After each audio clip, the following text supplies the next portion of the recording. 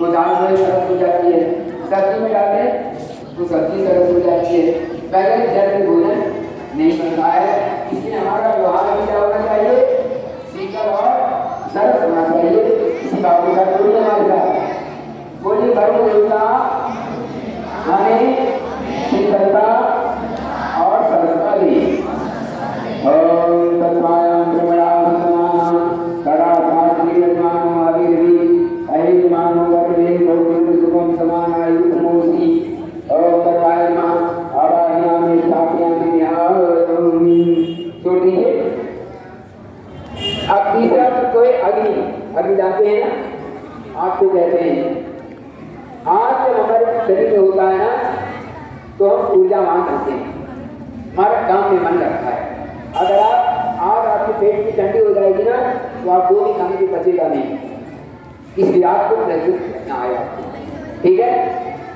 आग के देवता हमें क्या देते हैं, बोलिए हमारे साथ, अग्नि देवता हमें तेजस और वर्चस्व प्रदान करें। हमको तेजस्वी बनना है और हमको वर्चस्वी बनना है, समझ गए। ओम तन्नो अग्नि तन्वस्मितां देवसेतु औयासीष्टा यतिष्ठु मयि तमासु सुजानो विश्वाभ्रे सागुंसि प्रमुखस्म। ओम अग्ने नमः आवाहयामि स्थापयामि ध्यायामि। सुन लीजिए, अब जो है तीसरे देवता है वायु देवता। वायु का मतलब हवा। ये वायु देवता हमें क्या देते हैं, हमें गतिशीलता और जीवन शक्ति देते हैं।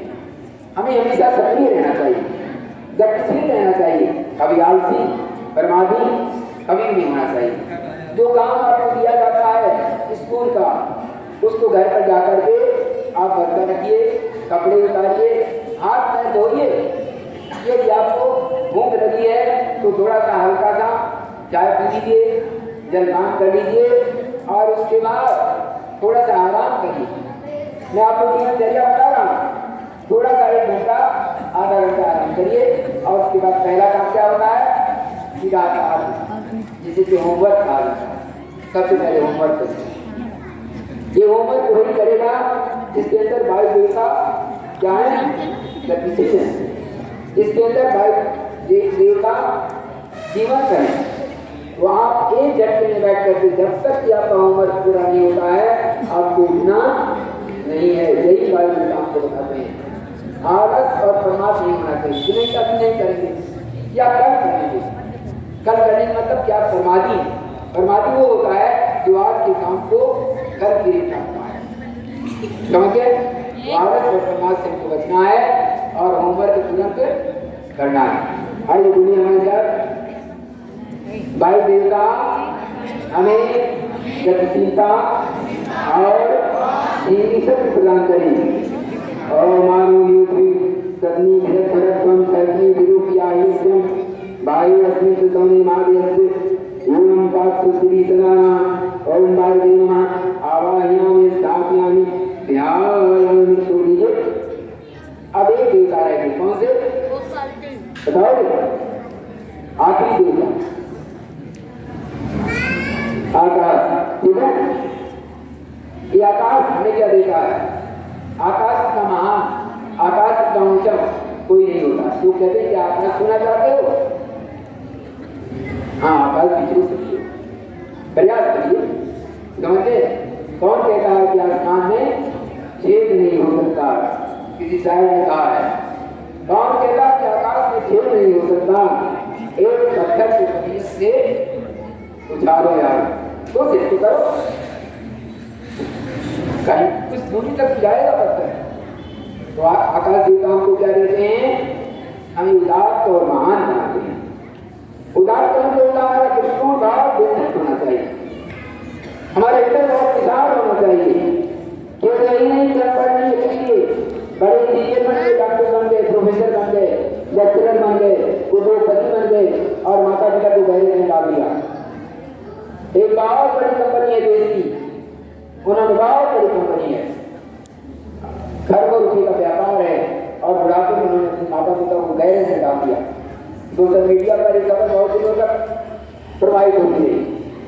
तो ऐसा बच्चे भूलना नहीं, अभी हमारे भाई साहब श्री कुमार अग्रवाल जी यही बता गए कि जीवन से देवता हो गई माता पिता, इनको कभी नहीं भूलना, इनके कभी अवहेलना मत करना, इनका कभी निरादर और अपमान मत करना।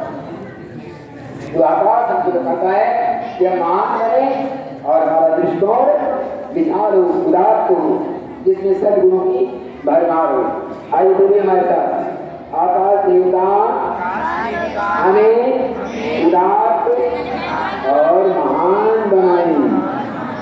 और राम कथा मधुस्वीना सुनितावती तयाम उद्याम देवु ऐश्वर्याम वैश्री माधुर्याम स्वा ओम आकाशाय नमः आवाहयामि स्थापयामि ध्यायामि। चलिए दीपक तो चली रहा है, दीपक का पूजन करा दें, फिर थोड़ा सा दे दो बेटा। अब मैंने पहला सूत्र से दोहराया था, ओम श्रेयसाम कथे चैश्याम, जीवन को कल्याणकारी मार्ग पर चलाएं। ये पहला सूत्र है जन्मदिन का, याद कर लेना। समझे कि जीवन को क्या करेंगे, कल्याणकारी मार्ग पर चलाएंगे। अब दूसरा सूत्र हम बोलने जा रहे हैं, बोलिए हमारे साथ, ओम परमार्थमेव स्वार्थम मनुष्य, परमार्थ को ही स्वार्थ मानेंगे। ये विद्यालय जिसने भी बनाया होगा, जो इसकी प्रबंधक हैं, जो इसके संचालक हैं, विद्यालय जब बनाया होगा तो इसलिए नहीं बनाया होगा कि हमें अपने बालक को पढ़ाना है। विद्यालय क्यों बनाया, हमें यहाँ के बच्चों को अच्छी शिक्षा देनी। ये क्या हुआ, परमार्थ, ये परमार्थ हुआ। और उस विद्यालय में उसका बच्चा भी पढ़ेगा। ये क्या हो गया, स्वार्थ। तो पहले परमार्थ और बाद में स्वार्थ। भोजन आप बनाती हैं जो बहनें, वो भोजन किस लिए बनाती हैं, परिवार के। ये क्या हुआ, परमार्थ, और बाद में भोजन क्या हो गया, स्वार्थ। पहले परमार्थ करना है, फिर स्वार्थ को अपने आप ही पूरा हो जाना है। तो ये सूत्र याद करना, परमार्थम में स्वार्थम मनुष्य। हमारे साथ बोलिए, परमार्थ को ही स्वार्थ मानेंगे। उसका सबसे बड़ा उदाहरण दीपक।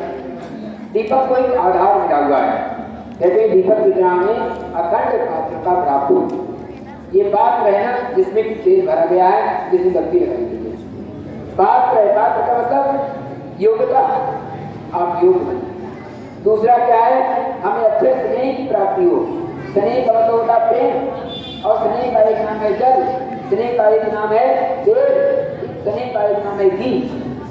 जब इस बात में घी है, तेल है, कभी तो बत्ती इसमें गीली होगी, और तब इसको आप जलाएंगे तभी तो जलेगी। तो पहले हमको पात्र बनना है, योग बनना है। बाहर मंच पे रखा और देखना। अरे यार बस इतनी बहुत है यार, लो रखे हो उसको। तो इस पुस्तक का वैभव क्या है, तेल है। और तीसरा है हमारी विश्वास हो। जब हमको कोई चीज मिल जाए तो हमको नीचे नहीं सोचना है, हमको ऊपर ही सोचना है। हमको बड़ा बनना है, हमको महान बनना है, हमको उदार बनना है, हमको विशाल बनना है, और हमको उनकी कीमत देना है। इस बात का दीपक का पूजन करेंगे। ओम अग्नि ज्योति ज्योतिरग्नि स्वाहा, सूर्यो ज्योति ज्योति सूर्या स्वाहा, अग्निर्वर्चो ज्योतिर्वर्चा स्वाहा, सूर्यो वर्चो ज्योतिर्वर्चा स्वाहा। भगवान दास जी, भगवान दास जी इधर आ जाओ, इधर इधर।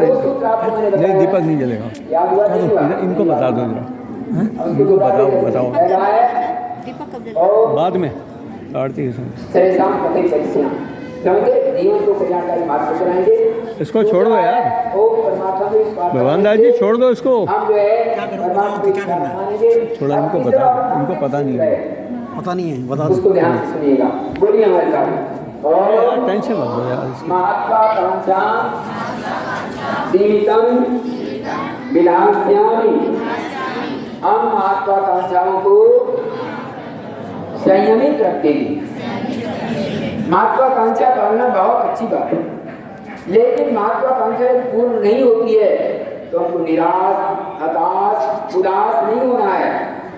अभी हमारे भाई सुब्रमण्यम जी ने कहा है कि उदासी को तो अपने पास भटकने नहीं देना है। अगर आपको वैर करना है, दुश्मनी करना है किसी से, तो उदासी से करना, निराशा से करना, हताशा से करना, बीमारी से करना।